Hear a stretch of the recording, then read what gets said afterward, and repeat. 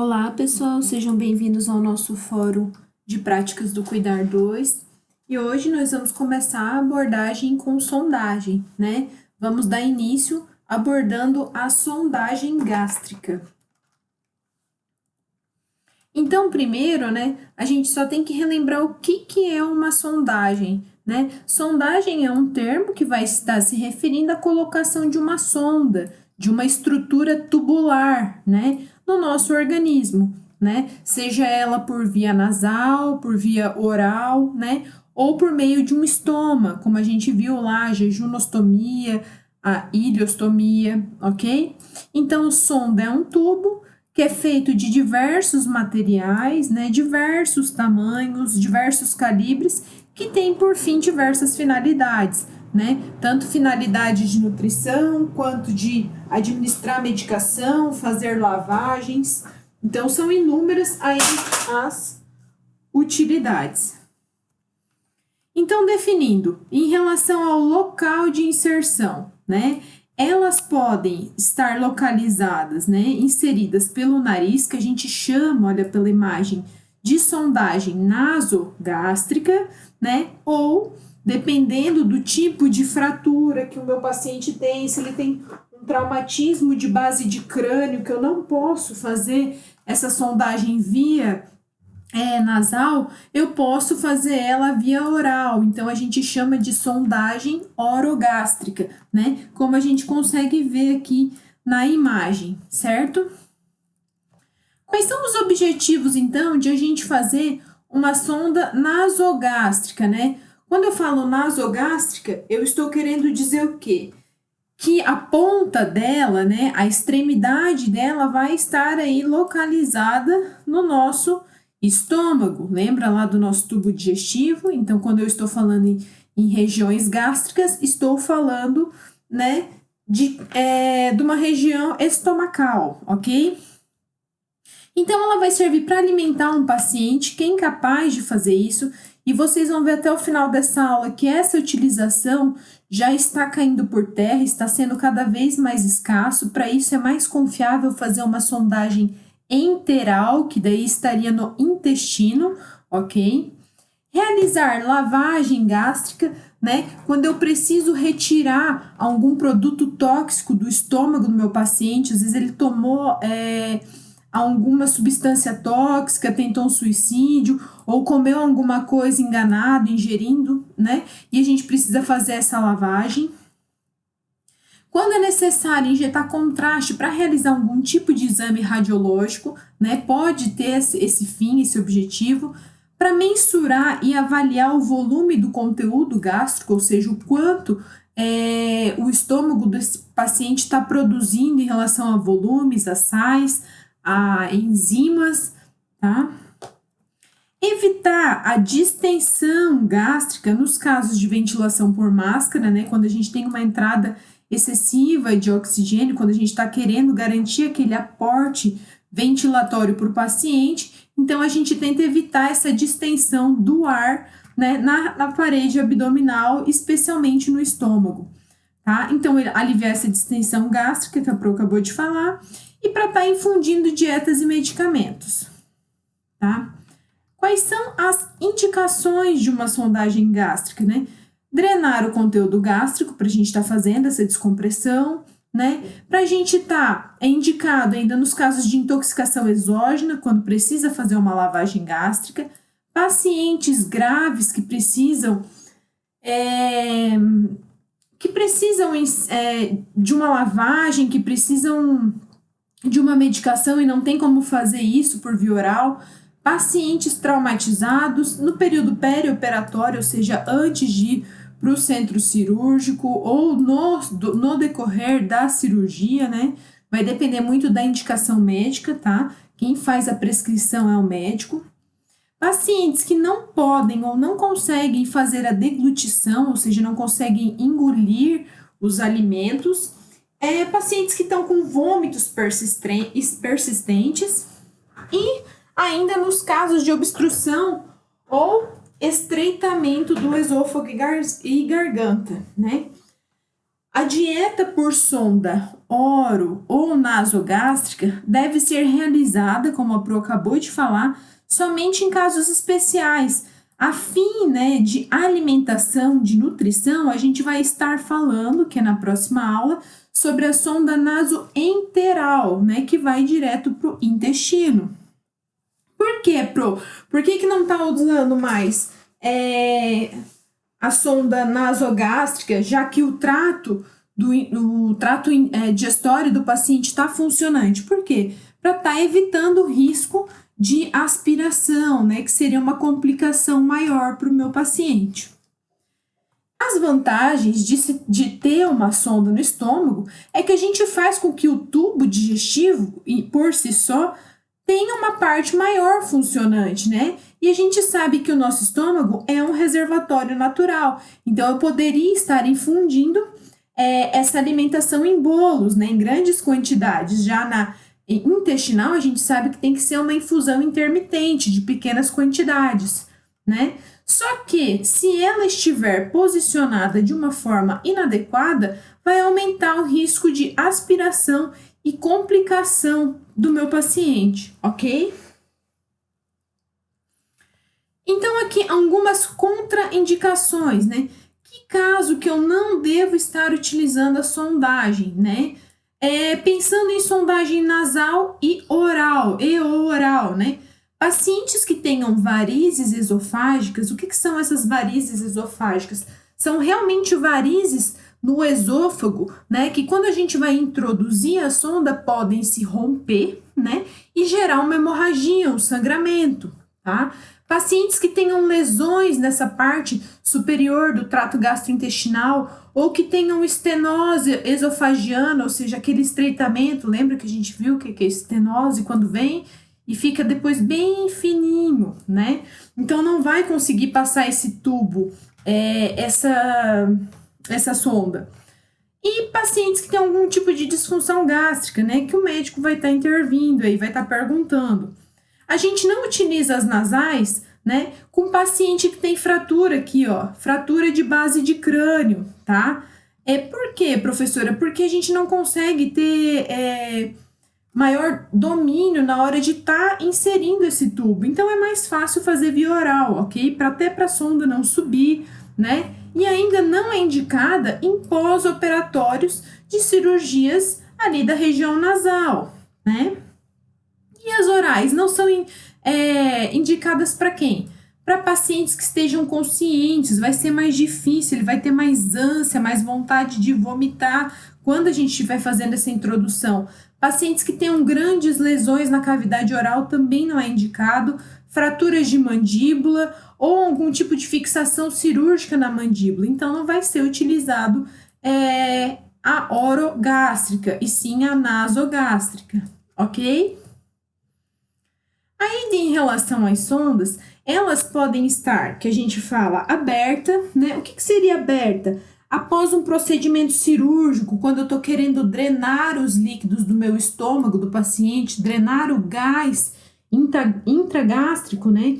Em casos de intoxicação também, né? Quando esse paciente chega intoxicado, eu vou deixar a sonda aberta. O que seria isso, né? A gente vai fazer a lavagem e depois ela vai ficar aberta no nariz ou na boca do paciente por um tubo coletor, para a gente estar vendo a secreção, né? Aquilo que está saindo do estômago do paciente. Aqui apresentam com os tipos de coloração que a gente pode encontrar, ó. Esverdeado, característica da bile, da produção da bile, do nosso fígado, lembram? Borra de café, né? Uma coloração estilo borra de café. Já seria relacionado a bile com sangue, tá? A gente ainda pode encontrar nessa drenagem uma secreção sanguinolenta viva ou escura e ainda uma secreção amarelada, ok? De produção de secreção gástrica, tá? Já quando ela está, né, numa situação fechada, né, ela tem uma finalidade de alimentação, né, quando esse paciente não pode estar utilizando a boca e quando ainda não foi orientado a fazer uma sonda nasoenteral, às vezes vai fazer só essa alimentação. Então faz a nasogástrica que é mais rápido, a gente consegue ver melhor o posicionamento, não precisa esperar para fazer raio-x, tá? Em alguns outros casos de câncer de língua, de pacientes que tenham anorexia ou para administração de medicação. Lembrando sempre que, né, para alimentação, está cada vez menos sendo utilizada a sonda nasogástrica ou orogástrica, e sim a sonda nasoentérica. Aqui eu apresento uma tabela para vocês em relação aos tipos de sonda que a gente pode encontrar, né? Nessa coluna a gente tem a finalidade da sonda e aqui a gente tem o nome dela, né? Então, quando eu estou pensando em descomprimir esse estômago, aspirar ou fazer uma lavagem, eu estou falando da sonda de Levin, né? Que é uma sonda gástrica simples de Salem, né? Alguns nomes. Quando eu estou querendo administrar medicação ou alimento, também Levin ou Doboff, né? Ou Nutriflex, essas são as marcas, tá? Quando eu estou pensando no controle de sangramento de varizes esofagianas, daí eu já estou falando da Blackmore. Eu vou mostrar elas para vocês. O enfermeiro ele vai estar ali auxiliando o médico, mas quem vai fazer essa colocação tem que ser um médico com experiência, normalmente um gastro experiente nessa colocação da sonda Blackmore, ok? Então, a sonda de Levin, né? Pensando em sondas gástricas, ela é a mais utilizada, né? Ela é um catéter plástico, tem vários calibres, ela pode ser de 14 a 18 French, pensando em adultos, tá? Só que para crianças a gente tem lá de 10, 8, 10, 12 Frenches, né? Ela possui uma única luz, quer dizer o quê? Né? Tem um único tubo aqui, né? A gente não tem divisões dentro dela, né? O tempo de permanência vai variar de acordo com as condições e as características que o meu paciente vai estar apresentando, né? Mas de um modo geral é de curta permanência para fazer uma lavagem, né? É para fazer só um esvaziamento de ar gástrico, ok? Já a sonda Doboff, né, ou Nutriflex, que é as duas marcas, né, elas já são mais utilizadas quando a gente estiver falando em sondagem enteral, quando estiver colocado no intestino. Por quê? Porque ela vai ter uma ponta que é mais pesadinha aqui, ó, que a gente consegue ver no raio-x, conseguem ver aqui a imagem, né? E ela ainda tem um fio guia, ó, que a gente consegue na hora, facilitar na hora da inserção, tá? Essa aqui tem um fio guia, essa aqui já tinham tirado, tá? É uma característica dela, então. Para quê? Para ela conseguir migrar para o local certo do intestino que a gente quer que ela fique. Já essa sonda de Blackmore, né? Essa sonda ela é realizada, então, por um médico experiente, como a Pro falou, e normalmente, ainda quando vai ser colocado, pode ser necessária a sedação do paciente ou a intubação dele, antes de começar esse procedimento, né? Ela, então, é utilizada especificamente para esse tratamento de varizes, e a gente pode ver que depois a gente pode inflar ela para estar comprimindo essas varizes. Pensem que aqui, ó, no esôfago, o paciente teria várias varizes, que vai conseguir inflar, né, para estancar a hemorragia, por exemplo, tá? Sendo então, tem uma luz para insuflar um balão gástrico, outra para insuflar, que a gente tem um balão, né? Outra para insuflar o balão esofagiano, que vai estar as varizes esofágicas, e a terceira para fazer uma aspiração gástrica, né, se necessário, tá? Então, aqui nessa sondagem de Blackmore, quem vai estar realizando é o médico com o auxílio do enfermeiro, tá? As demais sondas, o enfermeiro faz esse procedimento. Em relação às complicações, né, que eu posso ter relacionadas a uma sondagem nasogástrica, primeiro, uma irritação, né, da mucosa nasal, da mucosa traqueal, enfim, a gente está enfiando um corpo estranho, né? Então, toda essa região orofaríngea pode começar a ficar irritada, né? Eu posso ter um refluxo gastroesofágico, ou seja, um conteúdo do líquido do meu estômago ir para o meu esôfago, né? E o paciente sentir um desconforto. Ter uma deficiência de volumes de líquidos, ou seja, dependendo do que está sendo infundido, né? De como está sendo infundido, esse paciente pode ter um descontrole desses volumes hidroeletrolíticos, apresentar diarreia ou até mesmo desidratar, né? Posso ter uma infecção pulmonar se eu não colocar essa sonda no local adequado, ou uma infecção oral, né? A gente sabe que a nossa boca é extremamente contaminada. Posso ter uma necrose, uma lesão de asa de nariz, ó, isso é a asa do nariz. Eu posso ter, então, uma lesão de asa de nariz. Posso ter uma distensão abdominal, esse desequilíbrio eletrolítico que a Pro acabou de falar. E eu ainda posso ter uma oclusão da sonda, né? Que vai fazer com que a gente tenha que sacar essa sonda, que retirar ela, ou tá fazendo a lavagem aí com 20 ml com pressão de um líquido morno, né? De água morna.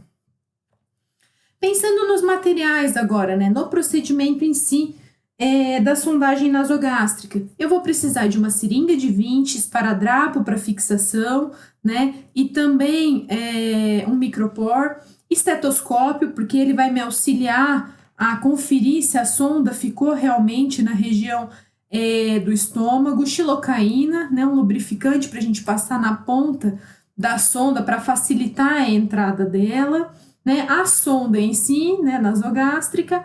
Luvas de procedimento, não estou falando em luva estéreo, pense que a nossa boca, o nosso nariz, o nosso estômago é rico em micro-organismos, tá?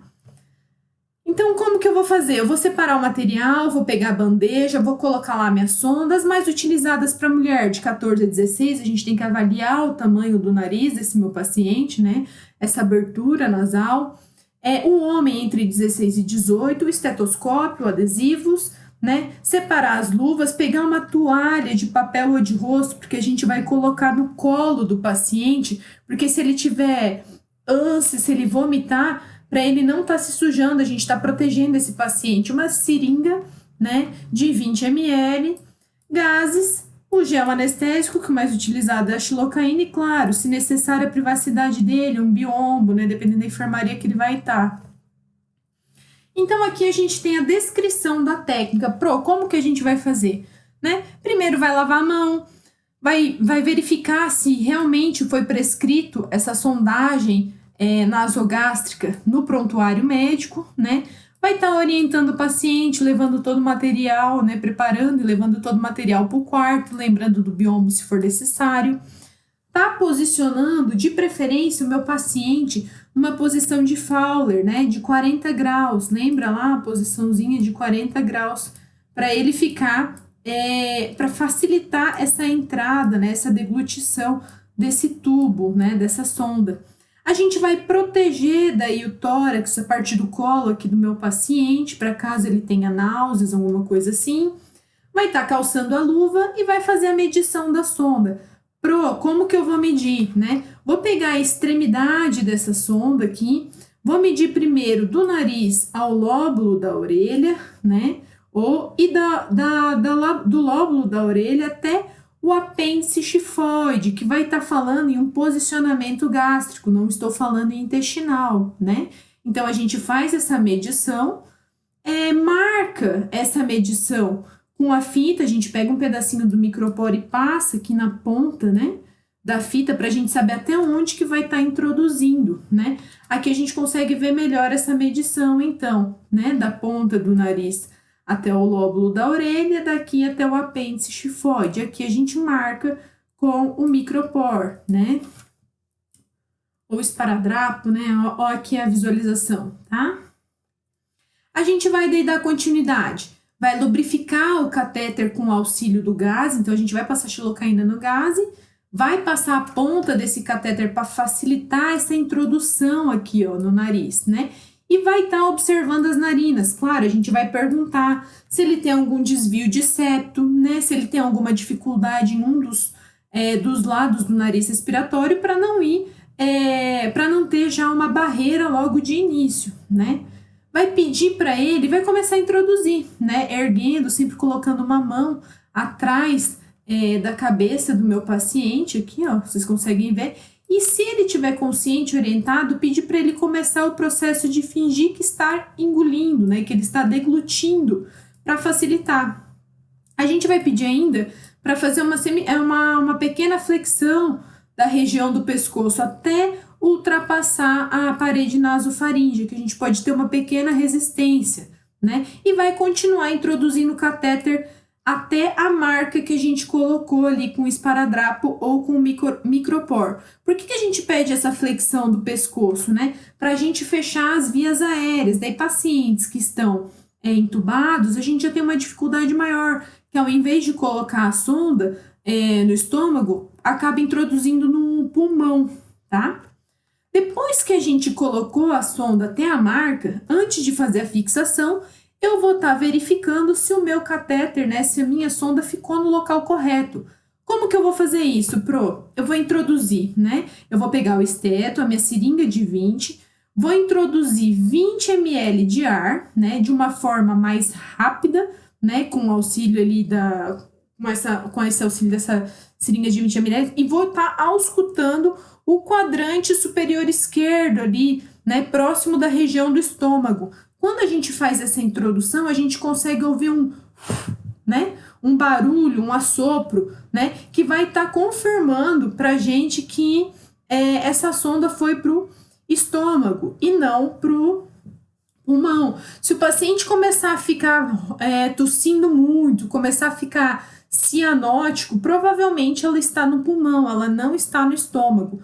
Outra técnica que a gente pode fazer é aspirar um pouquinho. Depois que a gente faz essa introdução de 20 ml de ar, a gente retira, certo? E a gente pode ainda depois aspirar um pouquinho para ver se sai conteúdo gástrico. Se tiver no pulmão, não vai sair nada, né? Agora, no nosso estômago, a gente pode ter qualquer restos de alimentos, pode ter suco gástrico, né? E tá aspirando. Depois disso, tá no local, ok. Como que eu vou fazer? Coloco daí um micropor aqui, né, no nariz, na região nasal, normalmente faz assim. Pego 3 fiozinhos de uma gaze, né, faço um nozinho aqui e ficciono ela, né, faço a fixação no nariz. E tem alguns locais que também fazem na testa, tá? Vocês vão ver que vai muito do local de onde vocês vão trabalhar, o design da fixação. O importante é que você não hiperestenda a asa do nariz, a ponta do nariz, para não estar lesionando o meu paciente, tá? Sem comprimir, então. Tentar deixar o paciente confortável, o mais confortável possível. Retirar todo o material que a gente utilizou ali, retirar o pano no colo do paciente, retirar as luvas, lavar a mão e tá fazendo aí todas as anotações de enfermagens necessárias, certo? Faremos a prática no simulado. Alguns cuidados de enfermagem. Tá interrompendo o processo. Se o paciente começar a tossir muito, começar a ficar cianótico, opa, tá indo pro pulmão, não está indo pro estômago. Após a introdução, confirmar sempre o posicionamento, tá? Não pode esquecer de fazer essa confirmação de 2 maneiras. Antigamente também era colocado um copo com água. Se a água borbulhasse, estava no pulmão. Só que agora essa técnica é proibida, não é mais recomendada, tá? Anotar o volume e o aspecto da secreção gástrica quando a sonda permanecer aberta, né? Limpar as narinas sempre 2 vezes ao dia, deixar esse paciente confortável, limpar com cotonete, trocar aquela fixação, né, diariamente, tentar estimular a região das narinas para a gente estar evitando uma lesão, né? E sempre cercar a cama com biombo quando for necessário. Ainda está avaliando o aspecto do resíduo drenado. Checar sempre a permeabilidade e o posicionamento da sonda antes de iniciar uma nova dieta. Só que, como a Pro falou, a sonda nasogástrica é pouco utilizada para dietas, né? E realizar a higiene oral também, tá? Não é porque esse paciente está com a sonda nasogástrica que não precisa realizar a higiene oral, pelo menos a cada 6 horas. Aqui uma paciente, ó, que estava fazendo uma lavagem gástrica, né? Sentadinha com o tubo. E para retirar essa sonda, primeiro eu vou lavar a mão, né? Vou confirmar lá que o médico prescreveu que pode estar fazendo a retirada, sacagem da sonda. Vou separar os materiais, explico o procedimento, coloco a toalha sobre o tórax do paciente, retiro toda a fixação do nariz e na testa, se tiver, né, de forma lenta, né, não machucando. Retiro a sonda de uma forma lenta, né, Pensem que no final ela pode dar uma chibateada, então tenham sempre o auxílio de uma gaze, tá?